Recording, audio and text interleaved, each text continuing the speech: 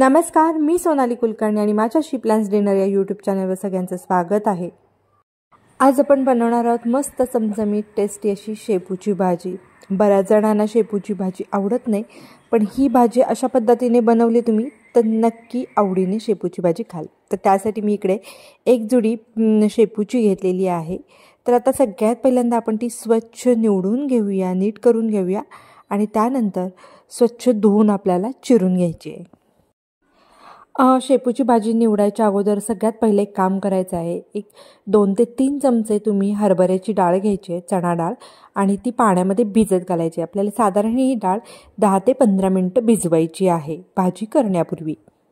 चणा डाळ भिजत घातली की तुम्ही मग भाजी निवडायला घ्या। भाजी निवडून झाली की ती स्वच्छ अशी धुवून घ्या आणि त्यानंतर बारीक चिरून घ्या। इकडे मी भाजी स्वच्छ अशी निवडून घेतली, त्यानंतर धुवून घेतली आणि त्यानंतर आता अशा पद्धतीने चिरून घेतलेली आहे। तर आता आपल्याला ही भाजी बनवायची, ती पण कुकरमध्ये आपण झटपट बनवणार आहोत। तर मी कुकर घेतलेला आहे। इकडे कुकरमध्ये साधारण 1-1.5 चमचा तुम्ही तेल घ्यायचं आहे।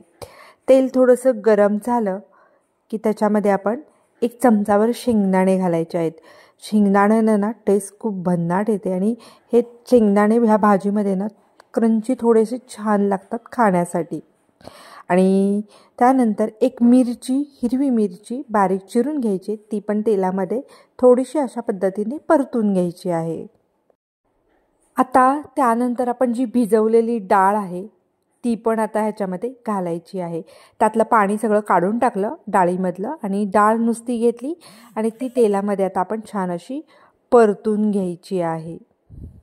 डाळीमध्ये जे थोडंसं पाणी आहे ना ते आटेपर्यंत, म्हणजे थोडीशी 2 मिनिटं साधारण एक आपण ही भाजी परतून घ्यायची आहे।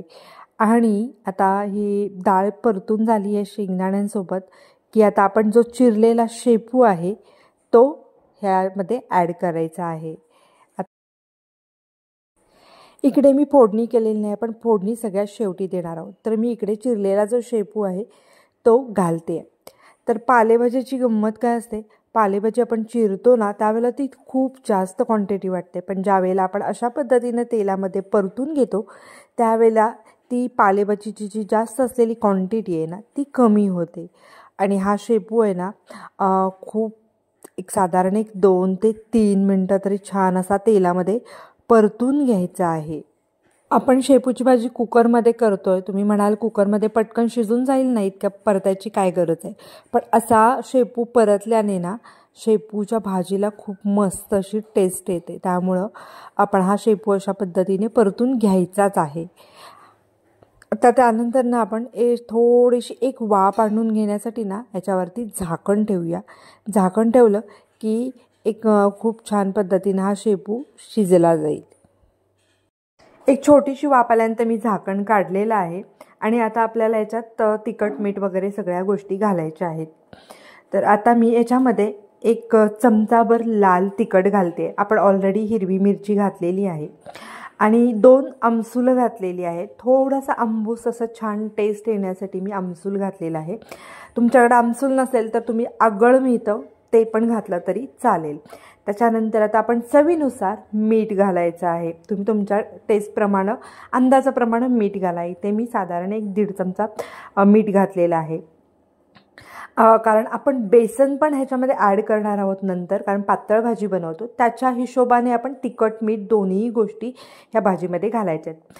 आता मी 1 ग्लास मोठा पाणी घातलेलं आहे, कारण आपल्याला हा शेपू सगळा जो आहे, ही जी भाजी आपण आता बनवलेली आहे ती शिजवून घ्यायची आहे। साधारण 2 ते 3 शिट्ट्यामध्ये शेपू छान पद्धतीने शिजला जातो। इकडे कुकर झालेला आहे आणि कुकर थंड झाल्यानंतर मी त्याचं झाकण काढलेलं आहे आणि आता आपल्याला हा कुकर आहे तो पुन्हा गॅसवरती ठेवायचा आहे। शेपूची भाजी, हरभरा डाळ म्हणजे चणा डाळ आणखीन शेंगदाणे चांगल्या पद्धतीने शिजलेले आहेत, पण आता आपल्याला अजूनही ह्याच्यामध्ये पाणी घालायचं आहे थोडंसं। मी इकडे साधारण 1 कपभर पाणी घालते आहे आणि हे पाणी आपल्याला आता पुन्हा एकदा भाजी चांगली उकळून घ्यायची आहे। भाजी उकळून घेतली की त्याच्यामध्ये आपल्याला बेसन पीठ ॲड करायचं आहे अजूनही। भाजीमध्ये घातलेलं पाणी आहे ते आपलं चांगलं उकळलेलं आहे आणि आता ह्या टप्प्यावरती आपण बेसन पीठ ॲड करणार आहोत। आपण साधारण छोटे 3 चमचे बेसन पीठ घेतलेलं आहे इकडे, ते हळूहळू करून थोडं थोडं करून आपण घालायचं आहे। ज्यावेळेला आपण बेसन पीठ ॲड करतो त्यावेळेला त्याच्या गुठळ्या होत्या, पण चमच्याच्या साहाय्याने आपण त्या बेसन पिठातल्या गुठळ्या ज्या झालेल्या आहेत त्या फोडायच्या आहेत। आपण सुरुवातीला ज्यावेळेला कुकरला शिजवायला लावलेली भाजी त्यावेळेला तिखट आणि मीठ दोन्ही पण बेसन पीठ चा अंदाज घेऊनच आपण घातलेलं होतं। ह्या स्टेजला भाजीची थोडीशी चव बघून घ्यायची, तर त्याच्यामध्ये जर एक्स्ट्रा तिखट आणि मीठ घालण्याची गरज असेल तर तुम्ही ॲड करू शकता। माझ्या भाजीला आता घालण्याची गरज नाही आहे त्यामुळे मी घालत नाही आहे, पण तुम्ही तुमची भाजी नक्की टेस्ट करून बघा। आणि आता आपण झाकण ठेवूया 1-2 मिनटं आणि भाजीमध्ये हे बेसन पीठ आहे ते छान शिजवून घेऊया। साधारण 1-2 मिनटानंतर आपण झाकण काढायचं आहे आणि तुम्ही बघू शकता इकडे आपली मस्त अशी शेपूची गरगट भाजी किंवा पातळ भाजी तयार झालेली आहे। लहान मुलंसुद्धा ही भाजी नक्की अशा पद्धतीने केली तर आवडीने खातात। इकडे आता आपली ही भाजी झालेली आहे। मी कुकर हा उतरून ठेवते खाली भाजीचा आणि आता आपल्याला तडका द्यायचा आहे। तडकासाठी तडका पॅन ठेवलेला आहे मी आणि त्याच्यामध्ये तेल घेतलेलं आहे साधारण 1-1.5-2 चमचे। आपण सगळ्यात आधी तेल तापल्यानंतर मोहरी घालायची आहे। मोहरी चांगली तडतडली की त्याच्यानंतर आपण जिरे घालायचे आहेत थोडेसे। जिरे चांगले फुलले की त्याच्यानंतर थोडासा हिंग घालायचा आहे। हिंगानं घातल्यानंतर थोडीशी किंचित हळद पण घालायची आहे आणि आपण इथे सगळ्यात महत्त्वाचा इन्ग्रेडियंट जो आहे मस्त चव वाढवण्यासाठी साधारण 2 सुक्या मिरच्या घालायच्या आहेत आणि त्या चांगल्या मस्त सुक्या मिरच्या फोडणीमध्ये फुलल्या की त्या आपण अशीच गरम फोडणी जी आहे ती आपण आपल्या भाजीवरती घालणार आहोत। आणि फोडणी आता आपली छान भाजीमध्ये आपण मिक्स करून घेऊया। आता गरम करण्याची काही गरज नाही आहे भाजी। ही फोडणीचा तो तडका दिल्यानंतर ही भाजी खूप अप्रतिम आणि टेस्टी लागते आणि इकडे आपली मस्त अशी छान टेस्टी अशी शेपूची भाजी तयार झालेली आहे। तुम्हाला जर हा व्हिडिओ आवडला असेल तर व्हिडिओला नक्की लाईक करा, शेअर करा आणि चॅनलला सबस्क्राईब करायला अजिबात विसरू नका। सोबत बेल आयकॉनवरतीही क्लिक करा म्हणजे नवीन व्हिडिओचे नोटिफिकेशन्स तुमच्यापर्यंत पोहोचले जातील।